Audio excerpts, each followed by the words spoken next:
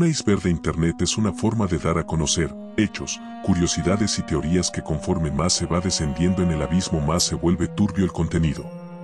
Guatemala no es la excepción, siendo un país tan rico en historia y hechos turbios. Este video fue hecho con fines de entretenimiento, se recomienda discreción. Nivel 3, micos y pericos. Domingo Choc. Domingo Chocche era un sanador naturista, quien residía en el municipio de San Luis, en el departamento de Petén, quien formaba parte de investigaciones científicas sobre medicina maya, que en colaboración con universidades de Suiza e Inglaterra, buscaban la creación de documentos y libros sobre el antiguo conocimiento maya de las medicinas naturales. Desafortunadamente el 6 de junio de 2021 Domingo Choc fue linchado por gente de la comunidad y prendido fuego estando vivo con la excusa de que practicaba brujería. Supuestamente Domingo Choc le habría practicado un mal hecho a una persona que recientemente habría fallecido. Claro que yo participé por la muerte de mi padre y porque él lo hizo. Autoridades y organizaciones internacionales condenaron el hecho. Al final fueron condenados a 20 años de prisión inconmutables a un hombre y 2 mujeres sindicadas de la muerte del sacerdote maya. Este caso nos recuerda que seguimos viviendo en un país dominado por el odio, el fanatismo y la ignorancia. Al menos 20 personas han sido asesinadas en los últimos años por considerarlos brujos. El asesinato de Facundo Cabral. Facundo Cabral fue un cantautor argentino nacido el 22 de mayo de 1937 en La Plata, Argentina. Fue conocido por su estilo musical que combinaba canciones de autor con mensajes de amor, paz, reflexión y crítica social. Trágicamente el 9 de julio de 2011 en Ciudad de Guatemala fallecería. Después de sus presentaciones en el Teatro Roma, ciudad de Quetzaltenango, el cantautor se alojaría en el Hotel Tikal Futura para después ir a su natal Argentina. Cuando este se disponía a ir al aeropuerto La Aurora en bus fue detenido por la persona que lo contrató, Henry Forrina, quien se ofreció a llevarlo en su auto. A las 5 de la mañana, Facundo Cabral abordó el automóvil de Fariñas. La marcha comenzó, pero en cuestión de momentos, al ingresar a la Avenida Liberación, 2 camionetas bloquearon su avance. 2 de los 4 hombres que viajaban en ellas descendieron armados con rifles automáticos y dispararon contra el vehículo de Fariñas. A pesar de que el automóvil apenas sufrió daños menores, Facundo perdió la vida de manera instantánea. 2 disparos impactaron en su cabeza y otro en el centro de su pecho. La gravedad de la situación no podría haber sido peor. El responsable detrás de este atentado era Alejandro Jiménez González, un individuo costarricense conocido como el Palidejo. Jiménez González era una figura de confianza en el seno del cartel de Sinaloa. La gran tragedia de esto es que una persona que hablaba de la paz y de la tolerancia murió por un pleito que no era suyo. La tesis de Miguel Ángel Asturias. Miguel Ángel Asturias fue un escritor guatemalteco nacido el 19 de octubre de 1899 en la ciudad de Guatemala y fallecido el 9 de junio de 1974 en Madrid, España. Es ampliamente reconocido como uno de los escritores más influyentes de América Latina y un prominente exponente de la literatura en lengua española. Ganador del Nobel de Literatura en 1967 principalmente por su novela El Señor Presidente. Lo que nos compete aquí es hablar sobre su tesis de sociología El problema social del indio presentada en 1923, cuando tenía 24 años. La tesis analiza la situación social, económica y política de los pueblos indígenas de Guatemala y propone una serie de medidas para su mejora. Asturias comienza su tesis argumentando que el problema indígena es el problema social más importante de Guatemala. Sin embargo, la tesis de Asturias también ha sido criticada por su visión paternalista de los indígenas. Algunos críticos sostienen que Asturias ve a los indígenas como seres inferiores que necesitan ser salvados por los blancos. La visión paternalista de Asturias se refleja en su afirmación de que los indígenas son una raza de esclavos que necesita ser liberada por los blancos. Asturias también sostiene que los indígenas son incapaces de gobernarse a sí mismos y que necesitan la guía de los blancos. Otras críticas a la tesis de Asturias incluyen su enfoque unidimensional de la situación indígena.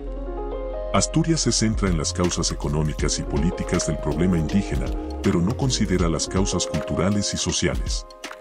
Su falta de empatía con los indígenas. Asturias a menudo se refiere a los indígenas con términos despectivos, como salvajes y primitivos. Su propuesta de un mestizaje como solución al problema indígena. Asturias sostiene que el mestizaje ayudará a los indígenas a asimilarse a la cultura occidental. Justo Rufino Barrios y el Batallón Jalapa. ¿Recuerdan cuando hablé de la pérdida de Chiapas y que fue culpa de Justo Rufino Barrios? Bueno, hablaremos de su muerte y el por qué la figura del reformador se rompe aún más con la hipótesis alterna de su muerte. La versión oficial dice que en el 2 de abril de 1885 en Chalchuapa, El Salvador, Barrios había liderado un intento de unificar Centroamérica bajo su liderazgo y se encontraba en medio de una campaña militar cuando murió. Durante la batalla, Barrios se encontraba al frente de sus tropas, combatiendo en primera línea. Se cuenta que montó a caballo y lideró una carga en medio del enfrentamiento. Desafortunadamente, durante la batalla, fue alcanzado por una bala en la cabeza, lo que causó su muerte casi instantánea. Muy heroico y todo, pero le creo más a la versión alterna, la rebelión de los Jalapas. El 2 de abril, Barrios visitó los campamentos de los generales Álvarez y Reina Barrios y ordenó a los Jalapas tomar posiciones frente a las trincheras salvadoreñas en Casa Blanca. Sin embargo, los Jalapas se amotinaron, argumentando que el coronel Girón los trataba mal. Barrios ofreció convertirse en el líder de los Jalapas y la tropa lo vitoreó. El coronel Andrés Telles también pidió ser nombrado como su líder, pero Barrios rechazó la idea. Mientras avanzaba con el batallón Jalapa, se produjo una emboscada por parte de 8 soldados Jalapas liderados por el cabo Onofre Obando. Barrios no tenía intención de combatir las trincheras enemigas, ya que tenía un acuerdo previo. En medio de la emboscada, Barrios resultó herido de muerte. Cayó convulsionando y rodó hacia una zanja. Básicamente se nos cuenta que Barrios era un déspota que trató mal a sus propios soldados y estos se le rebelaron. El hijo de Roberto Arzú. En el año 2020, en el kilómetro 15 de la carretera a El Salvador, sucedió un accidente de tránsito. Una mujer perdió la vida y otras resultaron heridas. El protagonista de esta historia, José Roberto Arzú Saravia, hijo de un excandidato presidencial, se encontraba al volante del vehículo involucrado. Pero este no era el primer episodio en la vida de José Roberto relacionado con la velocidad. El vehículo que conducía ya había acumulado 5 multas por exceso de velocidad emitidas por la Policía Municipal de Tránsito de Santa Catarina Pínula, todas ellas en el mismo lugar donde ocurrió el fatal accidente. Estas multas, sin embargo, permanecían impagas desde 2018. Pero eso no era todo. También en la ciudad capital, la PMT había emitido infracciones adicionales. El 14 de marzo, José Roberto Arzú Saravia recibió 2 multas que sumaban 1.250 quetzales por faltar el respeto, ofender a un oficial de tránsito. El proceso legal que siguió a este accidente fue complejo. José Roberto Arzú Saravia enfrentó acusaciones de homicidio culposo. Durante una audiencia de primera declaración, un juez dictaminó una sentencia de 4 años de prisión conmutable a razón de 5 quetzales diarios, lo que equivaldría a un pago de Q7,300.00 para evitar la prisión. Además, se le inhabilitó su licencia de conducir y se le retiraron sus derechos civiles y políticos durante el tiempo de su condena. Este caso pareciera no tener mucho, pero solo es recordatorio del poder e influencia de la familia Arzú, de los cuales hasta se podría sacar un iceberg muy turbio. El perro Balú. El caso de Gerardi lo coloque en el primer iceberg que hice. De este iceberg creo que no haré video alguno, ya muchos lo han usado y ni me han mencionado. En Guatemala, un misterioso caso sacudió la nación en 1998. Un caso que involucró a un inocente compañero de 4 patas, un perro llamado Balú, y el asesinato del obispo auxiliar Monseñor Juan Gerardi Conedera. En el garaje de la iglesia de San Sebastián, Guatemala, Monseñor Gerardi fue brutalmente asesinado el 26 de abril de 1998. El misterio comenzó cuando un experto forense apuntó a un inusual sospechoso, Balú, la mascota del sacerdote Mario Orantes y amigo cercano de Gerardi. La teoría de que Balú había atacado y matado al obispo desencadenó una controversia. El doctor José Manuel Reverté Coma, un antropólogo forense, afirmó que Balú había recibido órdenes especiales para llevar a cabo el ataque. Pero la comunidad forense, liderada por los respetados doctores Mario Guerra y Mario Roberto Iraeta, cuestionó la teoría de Reverté. No encontraron evidencia de mordeduras de perro en el cuerpo de Gerardi ni en su ropa, solo cabellos humanos. Balú, un perro pastor alemán, murió poco después del trágico evento. Se argumentó que su avanzada edad y problemas de salud eran la causa de su movimiento torpe. A pesar de la falta de evidencia concluyente, el sacerdote Mario Orantes fue inicialmente acusado. Balú se convirtió en un símbolo de controversia, pasó de ser una mascota a un símbolo de la complejidad de la justicia y la verdad. Su historia nos recuerda que quienes mandaron a silenciar a Gerardi no les importaría ni por un minuto de culpar a un inocente animal y condenarlo por algo que no hizo. La pena de muerte en Guatemala. En Guatemala, la pena de muerte es un tema que cada cierto tiempo vuelve a la palestra, especialmente en momentos de graves hechos de violencia y en épocas electorales. El presidente Alejandro Giammattei, en un discurso durante la graduación de agentes de la policía, expresó su firme postura a favor de la pena de muerte en casos de sicarios y pandillas, afirmando que no dudaría en aplicarla si fuera necesario. Es importante mencionar que la pena de muerte ha tenido una historia controvertida en Guatemala. Aunque aún figura en la Constitución guatemalteca y se aplicó mediante inyección letal y, en menor medida, fusilamiento, fue abolida para los delitos civiles en octubre de 2017.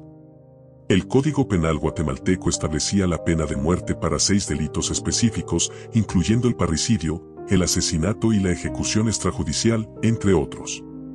A lo largo de los años, se llevaron a cabo 5 ejecuciones transmitidas en vivo por televisión, siendo las últimas el 29 de junio de 2000, cuando 2 secuestradores y asesinos fueron ejecutados por inyección letal. Sin embargo, en 2017, Guatemala abolió la pena de muerte para delitos civiles y actualmente solo puede aplicarse en tiempos de guerra. Guatemala es uno de los 7 países que ha abolido la pena capital solo para delitos comunes. El Pacto de San José, al que el país se adhirió, prohíbe la pena de muerte para delitos que no estuvieran contemplados en el momento de su adhesión. Además, la Corte Suprema de Justicia y la Corte de Constitucionalidad han emitido resoluciones que hacen que la pena de muerte sea inaplicable en la práctica. Sin embargo, la reaparición de este debate, especialmente en momentos electorales, sugiere que la pena de muerte sigue siendo un tema políticamente relevante en el país, utilizado por algunos líderes como una estrategia para ganar apoyo popular. Origen de Alba Kenneth. El sistema de alerta Alba Kenneth es un mecanismo de búsqueda de niños y adolescentes desaparecidos o sustraídos que entra en función en menos de 24 horas, donde cada minuto cuenta. La historia de origen de esta alerta es bastante trágica. Alba Missel España Díaz tenía 8 años, vivía en Camotán, Chiquimula. Desapareció el 14 de junio de 2007, un día antes de cumplir 9 años. Su cuerpo fue localizado con señales de violencia. 2 mujeres enfrentaron juicio años después por el robo de Alba. La investigación determinó que robaron a la niña con la intención de venderla. Kenneth Alexis López Agustín tenía 4 años cuando desapareció el 16 de diciembre de 2009. Vivía en Jalapa. Ese mismo mes, encontraron su cuerpo enterrado en el patio de una casa vecina. 2 mujeres enfrentaron juicio y se les condenó a prisión por el secuestro de Kenneth, a quien robaron con fines de trata. En aquella época el protocolo de búsqueda se activaba al esperar entre 24 y 48 horas después de la desaparición, tiempo vital para recuperar a un menor. Hoy en día, el sistema de alerta Alba Kenneth es una herramienta crucial para la localización de niños desaparecidos en Guatemala. Las redes sociales han jugado un papel importante al compartir información. Desde entonces más de 62,000 niños, niñas y adolescentes han sido localizados por el sistema de alerta Alba Kenneth. Y así concluimos con este video. Esperaba que tomara menos tiempo que el video anterior del iceberg. No volveré a hacer un video tan largo hasta después de mucho tiempo. Gracias por todo y suscríbanse por favor, eso me ayudaría a no dejar este proyecto que me mantiene aún con ánimos.